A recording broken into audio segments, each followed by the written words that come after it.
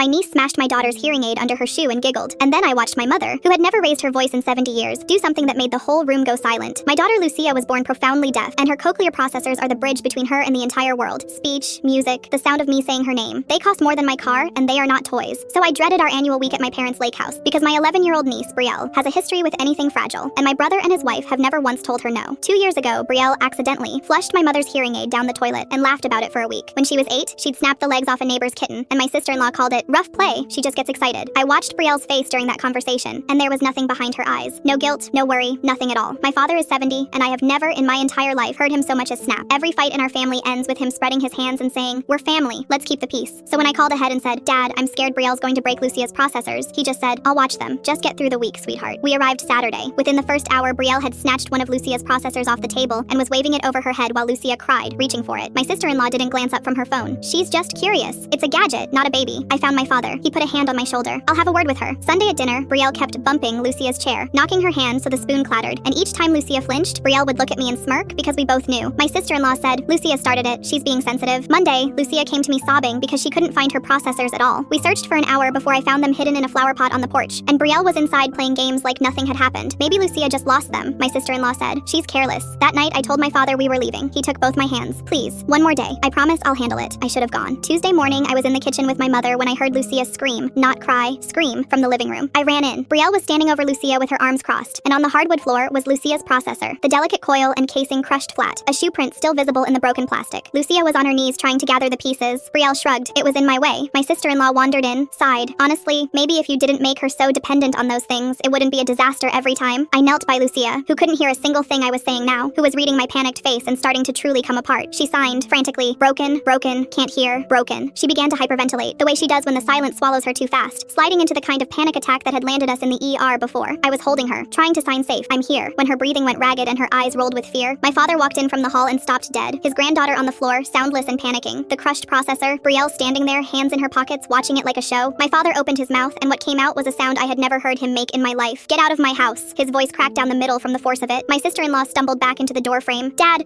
out!" The tendons stood out in his neck like cords, his face gone red, and Brielle ran for the door like the place was burning down. Then my father dropped to the floor beside Lucia, gathered her against his chest, and held her, humming, so she could feel the vibration in his ribs even if she couldn't hear it, until her breathing slowed and the panic let go of her. The whole time, tears were streaming down his face. He paid for the new processors before I could even reach for my wallet, over $8,000, and wouldn't hear a word about it. My brother's family hasn't been to a single gathering in 2 years. Last month, Brielle was expelled for stomping on a classmate's insulin pump.